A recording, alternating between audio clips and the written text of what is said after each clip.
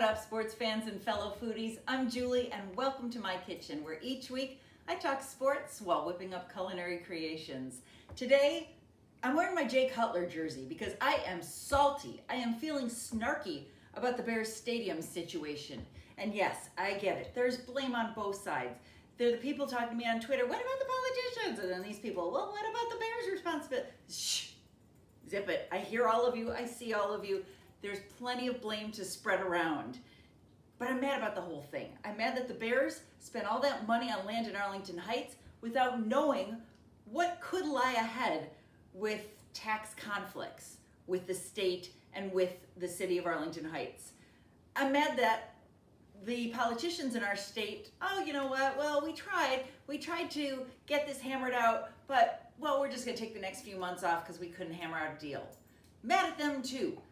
Everybody in this whole situation just seems clumsy.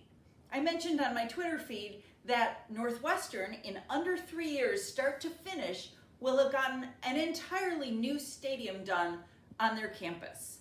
They will have come up with their proposals and their plans, and they will have raised the old one, put the new one in place, and Pat Ryan, who is the guy bankrolling that Northwestern stadium, is on the board of directors for the Bears.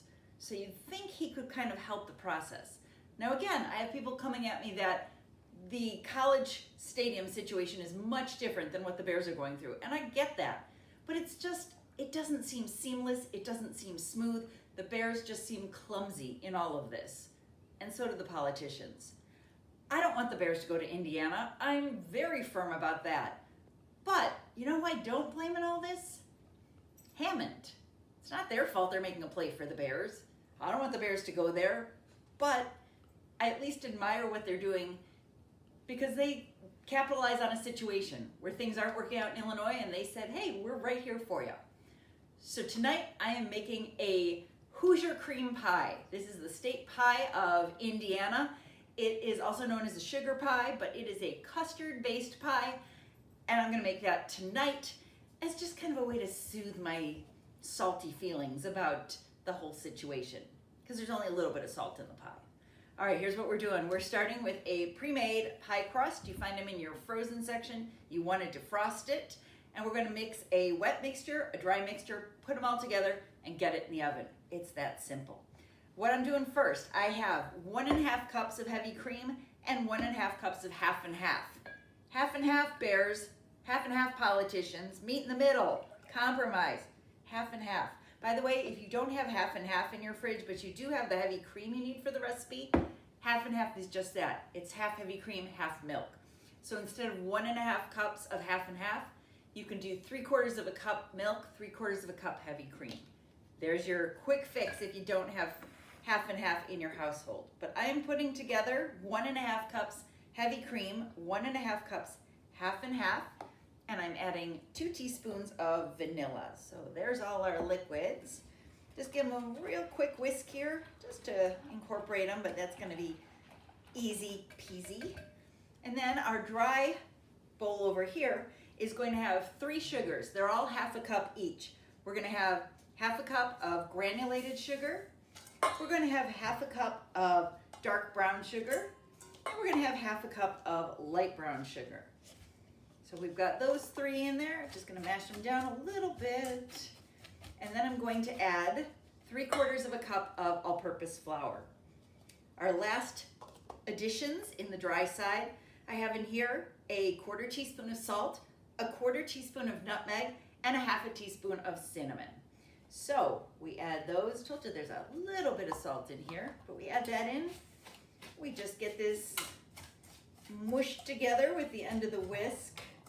So this looks like, it kind of looks like when I make the crumble for like apple pie. But nope, this is going to be our thickening agent here with the flour to make our custard stand up in the oven. And there are versions of this pie where you cook the custard on top of the stove and then you pour it in and put it in the oven. It's an unnecessary added step that we're not gonna mess with. So I'm pouring all our liquid in here at once. And you wanna just make sure that is blended together. It's gonna dissolve into there pretty easily, so you shouldn't have a problem with that. In the meantime, your oven is preheating to 375. Usually we bake around 350. For this, we're gonna do 375. In the meantime, with my liquid there, I'm just gonna do a little bit of kind of just brushing with my fingers the edge of our pie crust here. Give it a nice extra finish in there. Makes it a little golden and looks nice and pretty when it comes out. And then I'm going to go ahead and just pour all our mixed dry and wet ingredients in here. You'll see it's a little bit foamy on the top. That's okay. I am pouring this. This is like flying, being on the trapeze without a net. I'm pouring this without having it on a sheet pan just for space constraints. When you do this, you're going to want to have your pie on a sheet pan because when you have to go move this, it's going to wobble on you and you could have a mess on your hands. So I'm going to go as far to the top as I possibly can. I'm going to let it fill in those triangles on the top. And you use just about all the liquid. I've probably got about a 1/4 cup of liquid left in there. That's okay. If you have like little tart shells and you want to make a mini one, you can do that. But this is about where we want it to be. It's going to go in the oven just like this, 375. It's going to bake probably about 50 minutes because this is full and you'd want that center to be not too wet, just like a little bit of jiggle to it. So we're gonna pretend that this one is going in the oven, but I'm gonna slide it very carefully.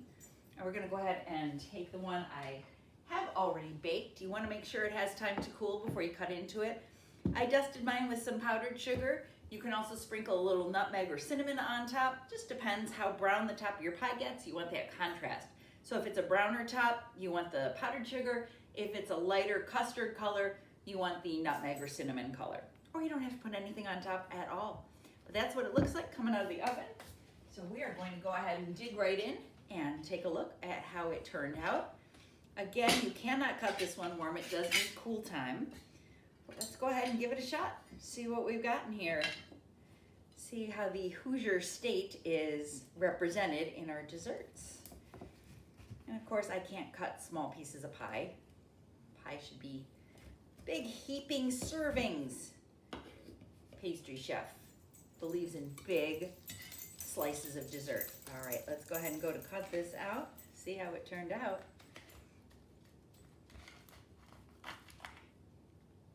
And there we go. We have a pretty custard pie. It's nice and golden brown in there. Got a little bit of ooze. I could have let it cool maybe a little bit more, but really I was just dying to dive into it. So I think we can call this a success, even if we can't call the Bears negotiating strategies a success at this point. Stay tuned, Bears fans. This one's probably still got some ways to go. That's all for tonight. Before I say goodbye, we're gonna grab the hot sauce. Stacey King, you are gone way too young. You will be missed.